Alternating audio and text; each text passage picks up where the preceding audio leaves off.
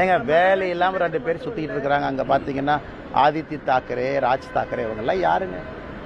அங்கிருந்து என்னை மிரட்டிக்கிட்டு இருக்கானுங்க. நான் பெருமைப்படுறேன். ஒரு விவசாயினுடைய பையன் இன்னைக்கு தாக்கரேவனுடைய கோபத்தை நான் சம்பாரிச்சிருக்கிறேன். எனக்கே அது ஆச்சரியம்தான். எங்கள் அப்பா படித்தது 10வது, அம்மா படித்தது 6வது. எல்லாம் இத்தனை நாளாக ஆடு மாடு தான் மேய்ச்சிட்டு இருந்தாங்க. இப்போ உடம்பு சரியில்லை, ஆடு மாடு மேய்க்கிறதுல அந்த ஆடு மாட்டை நான் மேய்க்கிறேன். இன்னைக்கு தாக்கரே நேற்று கூட்டம் போட்டு ஆயிரக்கணக்கான நபர்களை போட்டு அந்த ராஜ் தாக்கரே, உத்தவ் தாக்கரே, ஆதித்ய தாக்கரே மேடை போட்டு என்னை அங்கிருந்து திட்டுறானுங்க. அந்த அளவுக்கு நான் வளர்ந்துட்டேன்னா, அந்த அளவுக்கு ஒரு விவசாயினுடைய பையன் இன்னைக்கு மும்பையில் அவனுக்கு கூட்டம் போட்டு திட்டுற அளவுக்கு நான் உயர்ந்துட்டேனான்னு தெரியல. அதனால் இந்த பாலா சாஹேப் தாக்கரே அவர்கள் மீது மிகப்பெரிய மரியாதை நான் வைத்திருக்கின்றேன். பாரதிய ஜனதா கட்சியில் நம்முடைய அலுவலகத்தில் நான் மாநில தலைவராக பணியாற்றிய பொழுது 2 பேர்த்தோட புகைப்படம் என்னுடைய இதில் இருக்குது. ஒன்று சத்ரபதி சிவாஜி அவர்கள், மற்றொன்று மகாகவி பாரதி அவர்கள், திருவள்ளுவர் எல்லாமே வச்சுருக்காங்க. அதனால் இவனுக்கு இந்த மிரட்டல் போட்டு இந்த சிவசேனா, இன்னைக்கு தாக்கரேவோட சிவசேனா அவங்களுடைய பத்திரிகை நம்ம முரசொலி மாதிரி சாம்னான்னு ஒன்று வச்சுருக்கானுங்க. அதில் எழுதியிருக்கானுங்க, மும்பைக்குள்ளே வந்தால் என் காலை வெட்டுவேன், இங்க் அடிப்பேன். நான் மும்பைக்கு வரத்தான் போகிறேன், நீ இங்க் அடிச்சுப்பாரு, காலை வெட்டிப்பார், அதான் 2 ஒன்று பார்த்துடலாம்.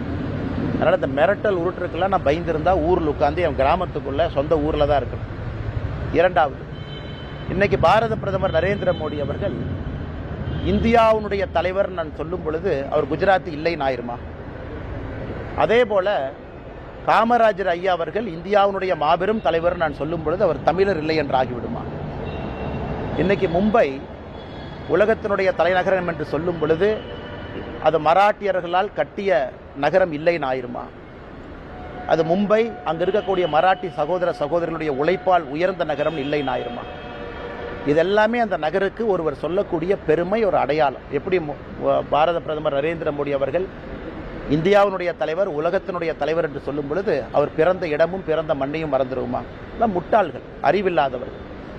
இந்த சஞ்சய் ராவட்னு ஒருவர் இருக்கின்றார். அங்கே என்ன பேசுறதே தெரியாமல் காலையில் பத்திரிகையாளரை சந்தித்து வாமிட் எடுப்பது மட்டும்தான் சஞ்சய் ராவத்தினுடைய காலை வேலை. 6 மணிக்கு வாமிட் எடுக்கணும், அதுக்கு 4 பத்திரிகையாளர் சந்திப்பு நடத்தணும். இன்றைக்கி 3 தாக்கரே கூட்டம் போட்டு மிரட்டிட்டு இருக்காரு. என்னை பற்றி நீ அவமானப்படுத்துறது எனக்கு ஒன்றும் புதுசு இல்லை. தமிழ்நாட்டில் டிஎம்கே அதைத்தான் காலங்காலமாக செய்கிறாங்க. ஆனால் தமிழர்களையும் அவமானப்படுத்துகிறாங்க. இந்த லுங்கி கட்டினவனுங்க, வேட்டி கட்டினவனுங்க, இவனுங்களாம் இப்படி, இவனுங்களாம் அப்படின்னு. அதே கூட்டணியில் திராவிட முன்னேற்ற கழகம் இங்கே இருக்கிறாங்க. இதுதான் ஆச்சரியம். அதனால் அது திமுக தமிழகத்தில் இருக்கட்டும், அங்கே இருக்கக்கூடிய இன்னைக்கு இருக்கக்கூடிய இந்த உத்தவ் தாக்கரே, ராஜ் தாக்கரே, ஆதித்ய தாக்கரேவாக இருக்கட்டும், இவர்கள்லாம் மிரட்டி தான் அவங்க பிளப்பை ஓட்டிக்கிட்டு இருக்கிறாங்க. நம்ம பயப்படுவோன்னு நினைக்கிறாங்க. இது பாலா சாஹேப் தாக்கரே அவர்கள் இருந்திருந்தால் இவங்கெல்லாம் இருந்திருக்கவே மாட்டாங்க. அப்பாவினுடைய பெயரை கெடுப்பதற்கே ஒரு 3 பேர் அங்கே சுற்றிக்கிட்டு இருக்கிறாங்க. அதனால் அந்த காலை வெட்டுவேன், கையை வெட்டுவேன், இதுக்கெல்லாம் பயப்படுற ஆள் நான் கிடையாது. அதே நேரத்தில் ஒரு விவசாயினுடைய மகன் கிராமத்திலேருந்து வந்திருக்கக்கூடிய நான் தாக்கரே மீட்டிங் போட்டு லட்சக்கணக்கான ஆளை போட்டு ஸ்டேஜில் என்னை திட்டுற அளவுக்கு வளர்ந்துட்டேன்னு நினைக்கும் பொழுதும் கூட அந்த பாரதிய ஜனதா கட்சி தான் அந்த வாய்ப்பையும் எனக்கு கொடுத்துருக்குன்னு நினச்சி நான் பெருமையும் அடைகிறேன். சார், இன்னைக்கு தாவேக தலைவர் விஜய் சிபிஐ விசாரணைக்கு டெல்லிக்கு போறாரு. ஸோ இது அரசியல் களத்தில் என்ன தாக்கத்தை ஏற்படுத்தும் நினைக்கிறீங்க? தெரியலீங்கன்னா சிபிஐ விசாரணைக்கு கூப்பிடுறாங்க. திரு விஜய் அவர்கள் விசாரணைக்கு போயிருக்கிறாங்க, சம்மன் கொடுத்துருக்குறாங்க. போய் எல்லாருமே அவங்க கருத்தை சொல்ல போகிறாங்க. ஒரு சம்மன் கொடுக்குறனால யாரும் குற்றவாளி ஆக போவது கிடையாது. நமக்கு சம்மன் கொடுக்குறாங்க, போகிறோம், சில வழக்குகளை பேசிட்டு வர்றோம், அதெல்லாம் ஓகேங்கண்ணா. அதனால் முறைப்படி சம்மனுக்கு முறைப்படி அவங்க ஆஜராகிறாங்க. இதில் நான் எதுவும் உள்ளே போந்து நான் கருத்து சொல்ல விரும்பலை. அதனால் நல்லபடியாக போயிட்டு வரட்டுங்கண்ணா. இடி, சிபிஐ, இன்கம் டேக்ஸ் டிபார்ட்மெண்ட் இதை தொடர்ந்து இந்த சென்சார் போர்டும் இப்போது பிஜேபியோட கைப்பாக செயல்படுது. ஜனநாயக விஷயத்தில் எம்.கே. ஸ்டாலின் அவர்களுடைய ட்வீட் உங்களுடைய கருத்து? அண்ணா, என்னை கேட்டிங்கன்னா நானும் ஜனநாயகனுடைய படத்திற்காக எதிர்பார்த்து காத்திருந்த நிறைய ரசிகர்களில் நானும் ஒருவன் தான். நல்ல திரைப்படம், நல்ல நடிகர்கள் நடிக்கும் பொழுது சமீப காலமாக நானும் நிறைய திரைப்படத்தை பார்க்கின்றேன், கருத்து சொல்கிறேன், பேசுகிறேன். ஏன்னா ஒரு திரைப்படம் என்பது ஒரு வெறும் நடிகர் மட்டும் உருவாக்கக்கூடிய ஒரு விஷயம் கிடையாது. லட்சக்கணக்கான நபர்கள் பின்னாடி இருக்கிறாங்க, எல்லாரும் சேர்ந்து பண்ணுறாங்க. அதனால் ஜனநாயகத்தை பொறுத்தவரை அது சிபிஎஃப்சி அவங்க ஏதோ சொல்கிறாங்க, இது ஏதோ எடிட்டிங் பண்ணணும், கட்டிங் பண்ணணும், அது இதுன்னு ஸ்க்ரீனிங் கமிட்டி, அது எதோ தேவையில்லாத எங்கெங்கேயோ போயிட்டுருக்குங்கண்ணா. அதனால் நானும் உங்களை போன்ற ஒரு சாதாரண மனிதராகத்தான் இந்த சிபிஎஃப்சி, இந்த ஜனநாயகன் படக்குழு, ப்ரொடியூசர் அவங்கள நான் பார்த்துட்ருக்கேன். ஆனால் இந்தியாவில் எப்பொழுதுமே கோர்ட் இருக்குது, அப்பீல் மெக்கானிசம் இருக்குது, பல வழிமுறைகள் இருக்குது, எல்லாமே இருக்குது. ஆனால் நான் இதை இப்படி பண்ணிட்டாங்க, அப்படி பண்ணிட்டாங்க, இது எல்லா திரைப்படமும் அது கடந்து வர்ற பாதை தான். சில திரைப்படத்தை வரும்போது இவ்வளோ கட் பண்ணுங்க, யூ/ஏவை யூவா வச்சுக்கன்னுலாம் சொல்கிறாங்க. என்னை கேட்டிங்கன்னா நானும் நிறைய பேர்த்த போல ஜனநாயகம் படத்துக்காக காத்திருக்கக்கூடிய ஒரு மனிதனாகத்தான் நானும் இருக்கேன். படத்தை பார்க்காம எது தப்பு சரின்னு அப்படி சொல்ல முடியும்? பராசக்தியை பற்றி நீங்கள் கேட்டீங்க, நான் கருத்தை சொல்லிட்டேன். நல்ல படம், நல்ல ஒரு முக்கியமான கருத்து சொல்லியிருக்கிறாங்க. அதை வந்து திமுகவும் காங்கிரஸ்காரங்களும் கட்டாயமாக பார்க்கணுங்கிற என் கருத்தை சொல்லிட்டேன். அதனால் ஜனநாயகம் படம் வெளியிடும் பொழுது நிச்சயமாக அதை பார்த்துட்டு நான் சொல்கிறேங்கன்னா, அதுவரை நிறைய விஜய் ரசிகர்கள், நிறைய சினிமா படத்தினுடைய ரசிகர்கள், நல்ல சினிமா வேண்டும் என்று நினைக்கக்கூடிய மனிதர்களைப் போல நானும் அந்த படம் வரட்டும் என்று காத்துக்கொண்டேன். தமிழக சட்டமன்றத்தில் திமுக செயல்பாடு எவ்வளவு மாற்று போடுவீங்க? ஆனால் ஒரு ஆட்சி என்று சொல்லும் பொழுது நிறை குறை என்று சொல்வார்கள். நிறையும் குறையும் 50-50% இருந்தால் ஓகே அப்படி. ஆனால் ஜனநாயகம் எல்லா மக்களுடைய எதிர்பார்ப்புகளையும் பூர்த்தி செய்ய முடியாது.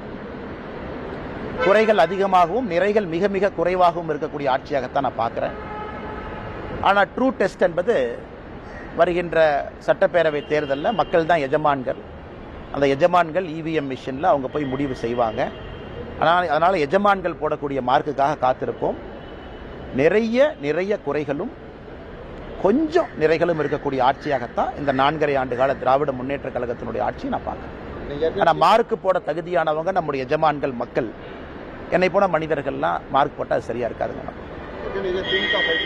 ஊழல் பற்றி இப்போ எதிர்கட்சி தலைவரும் வந்து நல்லது தாங்கண்ணா, நல்லது தான். அது பேசும் பொருள் ஆகணும், மக்கள்கிட்ட வைக்கணும். அது எல்லா மீடியா நண்பர்களும் அதை டிஸ்கஸ் பண்ணணும். திமுகவினுடைய ஊழலை த்ரெட்பேராக பார்க்கணும். ஏன்னா இடி இன்னைக்கு நிறையா திரு KN நேரு அவர்கள் மீது ஒரு முறை அல்ல 2 முறை வேற விஷயம் சொல்லியிருக்கிறாங்க. அது இன்னைக்கு தான் உப்புக்கு சப்பானியாக DVSC, department of vigilance and anti corruption, அதுக்கு ஒரு நேம் சேக் ஒரு FIR போட்ட மாதிரி தெரியுது. அதுவும் இன்னும் மீடியா நண்பர்களுக்கு அவங்க ரிலீஸ் பண்ணல, அதுவும் பொதுவெளியில் வரல என்ன பண்ணியிருக்காங்கன்னு. அதனால் மக்கள் இதெல்லாம் பார்த்துக்கிட்டு இருக்காங்க. ஏன்னா பல்வேறு அமைப்புகள் வெளியிருந்து சாதாரண நபர்கள் எல்லாருமே இன்னைக்கு ஊழலை பற்றி பேசுகிறாங்க. அதனால் நிச்சயமாக இது பேசும் பொருள் என்று சொல்வதை விட சாதாரண மனிதர்களை பாதிக்கக்கூடிய ஒரு பொருள். அதற்காக காத்திருப்போம். மக்கள் என்ன சொல்கிறாங்க, மக்கள் எப்படி இதை பார்க்குறாங்கன்னு. என்னை பொறுத்தவரை ஊழல் என்பது சாதாரண மனிதனுடைய நார்மல் வாழ்க்கையை தொட ஆரம்பிச்சிருச்சு. அதனால் நிச்சயமாக அது இவிஎம் மிஷினில் அவங்களுடைய கருத்தை அவங்க தெரிவிப்பாங்க. தேசிய ஜனநாயக கூட்டணியில் டிடிவி தினகரன், OPS இருவரையும் கொண்டு வரணும்னு நீங்கள் ரொம்ப முயற்சி பண்ணியிருக்கீங்க. 2-3 நிலையங்களுக்கு முன்பாக டிடிவி தினகரன் அமித்ஷாவை சந்தித்ததாக தகவல் இருக்கு. தேசிய ஜனநாயக கூட்டணியில் இணையத்துக்கு சம்மதிச்சுட்டாருன்னு ஒரு தகவல். ஆனால் எனக்கு தெரியாது. நான் டிடிவி என்ன சந்திச்சேனான்னு நீங்கள் கேட்டிங்கன்னா நான் பதில் சொல்லுவேன். அவர் யாரை சந்திச்சார் எனக்கு தெரியாதுங்கன்னா. என்னுடைய கருத்தில் ஆரம்பத்திலிருந்து எந்த மாற்றமும் இல்லை. நான் ஒரே கருத்தில் தான் இருக்கேன். நன்றிங்கண்ணா. ஆனால் தேசிய ஜனநாயக கூட்டணி பொறுத்தவரை வலிமையாக இருக்கணும்னு நினைக்கிறேன். இந்த எலெக்ஷன் வந்து ஒரு சாதாரண ஒரு எலெக்ஷன் கிடையாதுங்கன்னா. ஒரு மிக வித்தியாசமான ஒரு தேர்தல். 4 முனை போட்டி இருக்கக்கூடிய தேர்தல். தமிழகத்தில் 4 முனை போட்டி பார்த்து ரொம்ப நாள் ஆச்சு. அண்ணன் சீமான் அவர்களும் தயவு செஞ்சு அப்படியே லைட்டாக யாரும் எடை போட வேண்டாம். கொள்கைக்காக ஒரு மனிதன், அந்த கொள்கை எனக்கு பிடிக்குமோ பிடிக்காதோ அது ரெண்டாவதுங்கன்னா, கொள்கைக்காக ஒரு மனிதன் தனிந்து துணிச்சலாக நின்றுக்கிட்டே இருக்காரு. கேண்டிடேட்டை போட்டுக்கிட்டே இருக்காரு. தேர்தலுக்கு தேர்தல் நிற்கிறாரு. லோக்சபா தேர்தலுக்கு அவருக்கும் அந்த கட்சிக்கும் தேர்தலுக்கு சம்பந்தமே இல்லைனா கூட 8% ஓட்டு வாங்கியிருக்காரு.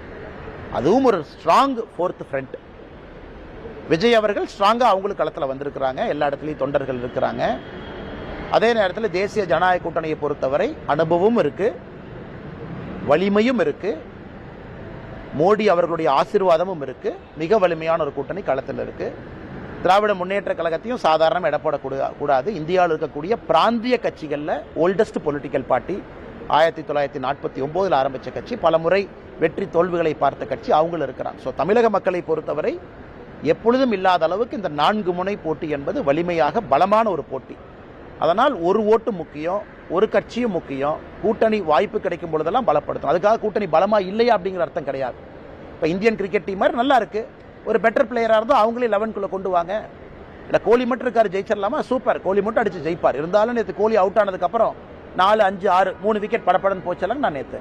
அதனால் நல்ல நல்ல பிளேயர் கிடைக்கும் பொழுது டீமை நம்ம ஸ்ட்ராங் பண்ணுறதுக்காக அந்த டீமில் வீக்கான பிளேயர்ஸ் இருக்கிறாங்கன்னு அர்த்தம் இல்லை.